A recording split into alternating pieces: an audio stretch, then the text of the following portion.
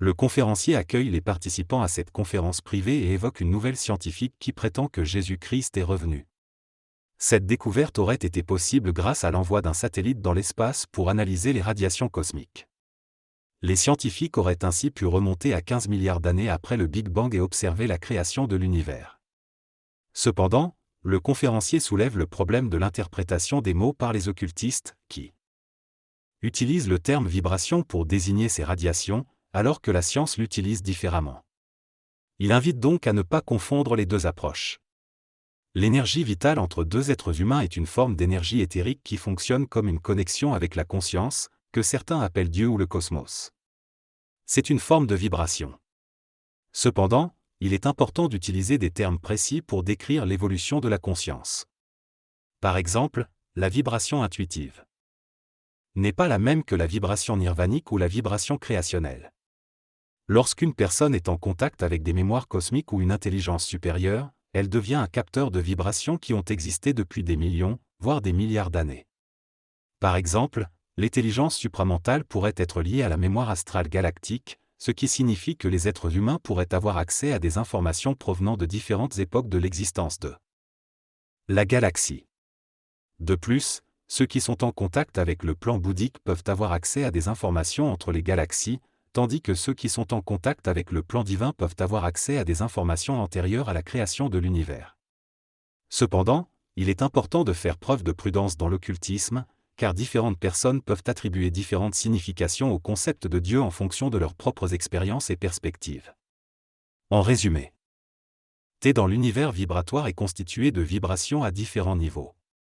L'homme, en tant qu'entité évoluée, est capable de capter ces vibrations et évolue lui-même par le biais de vibrations.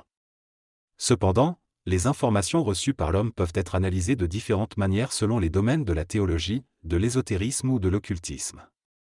Il est important de spécifier et de définir ces informations afin de les transmettre de manière claire et compréhensible.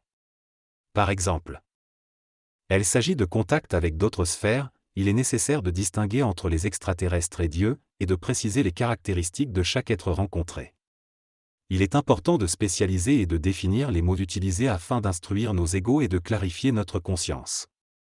Selon l'orateur, il existe de nombreuses conceptions de Dieu dans différentes disciplines, telles que l'ésotérisme, la théologie et l'occultisme. Cependant, il soutient que les forces divines ne peuvent pas aider les êtres humains tant qu'ils ne sont pas prêts à recevoir une information non altérée. Il affirme que les interventions extraterrestres passées ont été mal interprétées et que les extraterrestres ne se considèrent pas comme des dieux. Par conséquent, il conclut qu'il n'y a pas de Dieu dans le sens traditionnel, mais plutôt une nécessité d'évolution de l'homme pour accéder à d'autres niveaux de compréhension.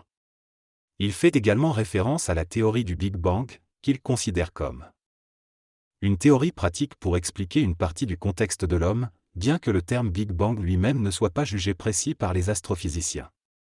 Il mentionne que notre perception des étoiles est une illusion, car de nombreuses étoiles que nous voyons sont déjà mortes depuis longtemps. Il reconnaît cependant que ces illusions sont fiables et sont utilisées pour la navigation. Enfin, il évoque l'expansion des galaxies dans l'univers et souligne que la masse observée correspond à l'état du cosmos 300 000 ans après le supposé Big Bang. La théorie du Big Bang affirme que l'univers a commencé par une expansion, puis se contractera à un point de taille minuscule avant de recommencer à s'étendre à nouveau. Le temps est considéré comme une illusion, et la création n'existe pas du point de vue de cette illusion. Les astrophysiciens ont observé que les galaxies semblent s'éloigner les unes des autres, mais en réalité, c'est l'espace-temps qui se courbe, ce qui donne cette impression. La lumière des galaxies met plus de temps à nous parvenir en raison de cette courbure, ce qui crée l'illusion de l'expansion de l'univers. En réalité, c'est notre point de référence qui se déplace. Il est intéressant que notre conscience puisse comprendre ces concepts.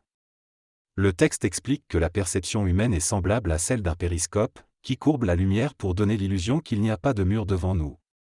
De même, nos perceptions de la réalité sont limitées et souvent déformées. Les scientifiques pensent par exemple que la galaxie s'éloigne de nous, mais en réalité c'est l'espace-temps qui se courbe. Cette courbure est due à une entrée massive d'énergie provenant de forces extérieures à la création, et elle altère la géométrie de l'espace-temps. Les astrophysiciens, comme d'autres chercheurs, sont ainsi influencés par cette illusion cosmique et leurs perceptions et théories peuvent en être affectées. en discutant de l'évolution de l'univers. R évoque l'idée d'une boule de taille croissante, représentant la création, à partir d'un point inférieur à 0. Il conclut qu'à un point de 0,6, l'univers est aussi gros qu'une balle de golf. Il suggère également qu'il pourrait exister une autre création avec une vision supérieure, capable de voir notre création à 0,6. Cependant, il souligne que cette vision ne montrerait rien, car à 0,6, il n'y a plus rien. L'interlocuteur explique ensuite que le point 0 représente la sortie totale de l'image de création, et que celui qui parvient à traverser cela se retrouve en dehors de la création. Il mentionne également l'idée de l'île du paradis, qui serait le centre de notre super-univers. Finalement, ils évoquent la possibilité pour l'être humain de traverser la création en utilisant des transports séraphiques et de revenir vers le centre de son super-univers. En résumé, cette personne explique que pour évoluer, l'homme doit être capable de vibrer à des fréquences plus rapides que la vitesse de la lumière, afin d'accéder à des énergies et des vibrations plus élevées. Cependant, tant que l'être humain est limité dans sa compréhension et sa conscience, il reste prisonnier de sa mémoire et ne peut pas développer une autre forme de conscience. L'individu doit donc chercher à dépasser les limites de la géométrie spatio-temporelle pour accéder à une conscience plus élevée. Cependant, comprendre ces concepts peut être difficile pour certaines personnes, qui ont besoin de concepts plus accessibles pour progresser dans leur ascension spirituelle. Il est également mentionné que certaines réalités intemporelles existent, mais sont invisibles pour l'homme limité à une vitesse de perception de 300 000 km/s. Enfin, il est souligné l'importance de bien utiliser les mots et d'éviter les confusions pour une meilleure compréhension des concepts. L'être humain ne peut pas percevoir ou enregistrer des déplacements plus rapides que la vitesse de la lumière, qui est de 300 000 km/s. Même les machines construites par l'homme sont limitées par cette vitesse. Les satellites et les télescopes permettent de voir des images ou des lectures à des distances très éloignées, mais cela ne signifie pas que l'être humain se déplace aussi rapidement. En utilisant un télescope, l'image de l'objet observé est immédiatement devant nous, ce qui donne l'impression d'un déplacement instantané, mais en réalité, cela ne dépasse pas la vitesse de la lumière. Les lois de la physique, telles que celles découvertes par Albert Einstein, imposent cette limite. Cependant, le télescope offre la possibilité de voir des choses très éloignées, ce qui est fascinant. Le télescope permet de voir des objets distants en agrandissant et en clarifiant l'image. La lumière frappant un objet est réfléchie vers l'œil, mais la géométrie spatio-temporelle fait que seule une partie de l'image atteint l'œil. Le télescope permet de voir une image agrandie et moins rétrécie, donnant l'impression que l'objet est plus proche. Cela permet à l'humain de percevoir la distance entre les objets et de s'adapter visuellement. En utilisant les mécaniques spatio-temporelles, comme avec un télescope, l'humain peut jouer avec les distances et potentiellement courber l'espace-temps. Cependant, cela relève davantage de la science-fiction. Le télescope permet d'explorer l'univers et de se déplacer virtuellement à travers l'hyperespace, ce qui pourrait permettre des voyages rapides dans le temps et l'espace. Selon l'astrophysique, il y a environ 15 milliards d'années, l'univers était principalement composé d'énergie sous forme de particules subatomiques.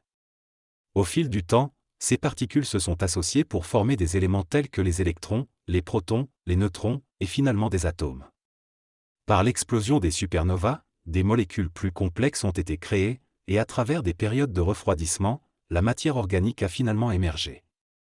Du point de vue ésotérique, 350 000 ans après la création de l'univers, il y a eu l'apparition des hiérarchies cosmiques. Cependant, le détail de cette question sera exploré dans la deuxième partie de l'interview. La découverte de cette semaine, qui semble être une confirmation de la théorie du Big Bang, a suscité un grand émerveillement chez les scientifiques et les journalistes américains. Cette découverte remet en question les croyances religieuses et pourrait entraîner la fin de certaines religions. Les religions qui survivront seront celles qui acceptent la science. Cette découverte peut donc être considérée comme un tournant dans la conscience et l'évolution de la planète Terre. Dans cette déclaration, l'auteur exprime sa préoccupation concernant certaines forces, probablement des médias ou d'autres institutions, qu'il perçoit comme déformant délibérément l'information ou la rejetant en tant qu'hérétique. Il affirme que cette action est satanique et que cela entraînera une guerre contre ceux qui soutiennent les visions scientifiques, car elles détruisent les visions traditionnelles. La déclaration se termine par une pause et un remerciement.